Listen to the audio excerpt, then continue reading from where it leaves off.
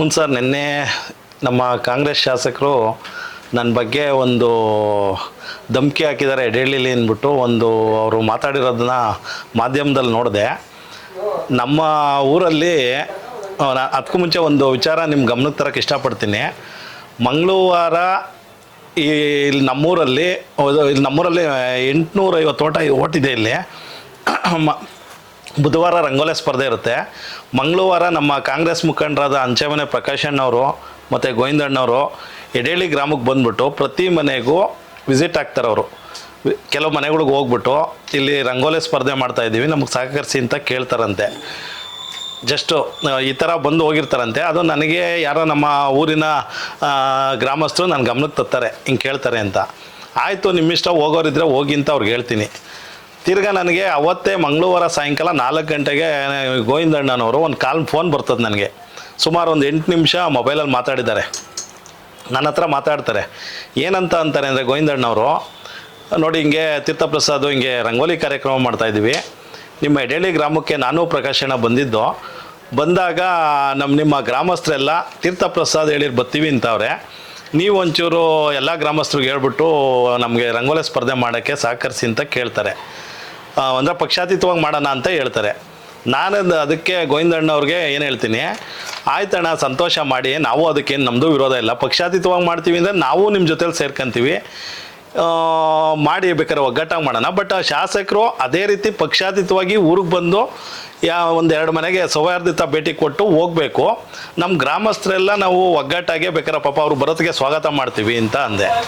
ಅದಕ್ಕೆ ಗೋವಿಂದಣ್ಣವ್ರು ಏನಂತಾರೆ, ಇಲ್ಲ ಅವರು ಇದ್ಕೋಗ್ಬಿಟ್ಟವ್ರೆ, ಯಾವುದೋ ಸಿಗಂದೂರ್ಗೆ ಹೋಗ್ಬಿಟ್ಟಿದ್ದಾರೆ, ಕೇಳ್ತೀವಿ, ಅವ್ರೇನು ಒಪ್ತಾರೋ ಬಿಡ್ತಾರೋ ಗೊತ್ತಿಲ್ಲ ಅಂದರು.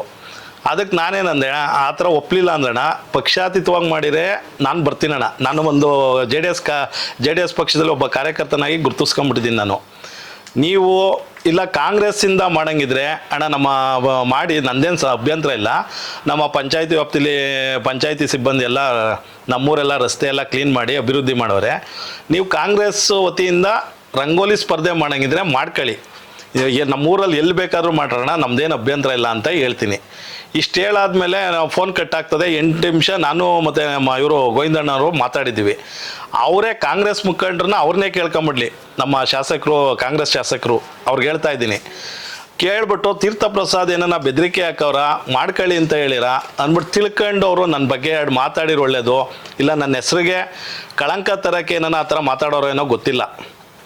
ಇನ್ನೂ ಒಂದು ಹೇಳೋಕ್ಕೆ ಇಷ್ಟಪಡ್ತೀನಿ ನಮ್ಮ ಕಾಂಗ್ರೆಸ್ ಶಾಸಕರಿಗೆ. ಎಡೆಹಳ್ಳಿ ಒಂದೇ ಗ್ರಾಮದಲ್ಲ, 850 ಓಟು ಬಗ್ಗೆ ನಾನು ಹೇಳ್ತಿಲ್ಲ. ಇಲ್ಲಿ ನಮ್ಮ ಹೋಬ್ಳಿ ಆಗ್ಬೋದು, 5 ಪಂಚಾಯತಿ ಇದೆ, ಇಲ್ಲ ಇಡೀ ತಾಲೂಕಲ್ಲೇ ಆಗ್ಬೋದು. ತೀರ್ಥಪ್ರಸಾದ್ ಬಗ್ಗೆ ಯಾವ್ದಾನ JDS BJP ಇವರು ಮಾತಾಡೋದು ಬೇಡ, ಕಾಂಗ್ರೆಸ್ ಮುಖಂಡರುಗಳೇ ಯಾರನ್ನ ಸುಮಾರು 106 ಜನ ಮುಖಂಡರವ್ರೆ. ತೀರ್ಥಪ್ರಸಾದ್, ನಾನು ಒಂದು 20 ವರ್ಷ ಆಯಿತು ರಾಜಕೀಯ ಜೀವನಕ್ಕೆ ಬಂದಿಲ್ಲಿ. 20 ವರ್ಷದಲ್ಲಿ ಯಾರಿಗನ ಬೆದರಿಕೆ ಹಾಕಿ ರಾಜಕೀಯ ಮಾಡಿದ್ದೀನ, 20 ವರ್ಷದಲ್ಲಿ ಪ್ರೀತಿಯಿಂದ ಜನ ಸಂಪಾದನೆ ಮಾಡಿದ್ದೀನ ಅಂತ ಅವರ ಕಾಂಗ್ರೆಸ್ ಮುಖಂಡರಿಂದನೇ ಮಾಹಿತಿ ಪಡೆದು ಅವರು ನನ್ನ ಬಗ್ಗೆ ಮಾತಾಡಿದ್ರೆ ಚೆನ್ನಾಗಿರ್ತದೆ. ನಾನು ಅವ್ರ ಬಗ್ಗೆ ತುಂಬ ಅಪಾರ ಗೌರವ ಇಟ್ಕೊಂಡಿದ್ದೀನಿ, ಶಾಸಕರ ಬಗ್ಗೆ. ಬಟ್ ಒಬ್ಬ ವ್ಯಕ್ತಿ ಬಗ್ಗೆ ಅಪಪ್ರಚಾರ ಮಾಡಬೇಕಾದಾಗ ಸ್ವಲ್ಪ ಅವ್ರ ಕಾರ್ಯಕರ್ತರನ್ನ ತಿಳ್ಕೊಂಡು ಬೆದರಿಕೆ ಹಾಕೋರ ನಿಜನ ಸುಳ್ಳು ಅಂತ ತಿಳ್ಕೊಂಡು ಅವರು ಇನ್ನೊಬ್ಬರ ಬಗ್ಗೆ ಅಪಪ್ರಚಾರ ಮಾಡಬೇಕಾಗಿ ಅವರಲ್ಲಿ ಮನವಿ ಮಾಡ್ಕೊತೀನಿ. ಈಗ ನಮಗೂ ಒಂಥರ ಮನ್ಸಿಗೆ ನೋವಾಯಿತು. ನಮ್ಮೂರಲ್ಲಿ ನನ್ನ ಮೇಲೆ ಇಕ್ಕಿರೋ ಅಭಿಮಾನಕ್ಕೆ 850 ಜನ, ನಾನು ಓಪನಾಗಿ ಹೇಳ್ತಿದ್ದೀನಿ ಕೇಳಿ, ಒಂದು ಹೇಳಲ್ಲ, 850 ಜನಕ್ಕೂ ನಾನು ಬೆದರಿಕೆ ಹಾಕಿ ಎಲ್ಲ ನಾನು ಕಂಟ್ರೋಲ್ ಇಟ್ಕೊಳಕ್ಕಾಗ್ತದ? ಪ್ರೀತಿಯಿಂದ ಹೋಗಿಲ್ಲ ಅಷ್ಟೇ ಅದರಲ್ಲಿ. ಆಮೇಲೆ ನಾನು ಅದು ನಿಜನ ಸುಳ್ಳು ಅನ್ನೋಕ್ಕೆ ನಮ್ಮ ಕಾಂಗ್ರೆಸ್ ಮುಖಂಡರು ಗೋವಿಂದಣ್ಣವ್ರನ್ನೇ ತಿಳ್ಕೊಳ್ಳಿ, ನೀವು ಮಾಡೋಣ ರಂಗೋಲಿ ಸ್ಪರ್ಧೆ ಅಲ್ಲ ನಿಮ್ಮ ಪಕ್ಷದಿಂದ ಮಾಡೋಂಗಿರೋ ಮಾಡೋಣ, ನಮ್ಮದೇನೂ ಅಭ್ಯಂತರ ಇಲ್ಲ ಅಂತ ಅವ್ರಿಗೆ ಹೇಳಿದ್ದೀನಿ. ಅವ್ರನ್ನ ತಿಳ್ಕೊಂಡೇ ಮಾತಾಡಲಿ, ಸುಮ್ಮನೆ ಏಕಾಏಕಿ ಅಪಪ್ರಚಾರ ಮಾಡಬಾರ್ದು ಅಂತ ನನ್ನ ಮಾತು. ತೀರ್ಥಪ್ರಸಾದ್ ಅವರಿಗೆ ಅಪಪ್ರಚಾರ ಅಥವಾ ತೇಜೋವಧೆ ಮಾಡೋದ್ರಿಂದ ಕಾಂಗ್ರೆಸ್ ಶಾಸಕರಿಗೆ ಲಾಭ ಏನು ಸರ್? ಅದು ಏನೋ ಗೊತ್ತಿಲ್ಲ ಅವ್ರಿಗೆ ಯಾಕೆ ಆ ಥರ ಹೇಳಿರೋ. ಬಟ್ ಅದನ್ನು ನಾನು ಅದಕ್ಕೆ ಹೇಳೋದು, ನಾನು 20 ವರ್ಷ ಆಯಿತು ನಾನು ಕಾಂಗ್ರೆಸ್ ಇದನ್ನು ನಮ್ಮ JDS ಪಕ್ಷದಲ್ಲಿ ಗುರುತಿಸ್ಕೊಂಡು ನಾನು ರಾಜಕೀಯ ಜೀವನ ತೊಡಗಿಸ್ಕೊಂಡಿದ್ದೀನಿ.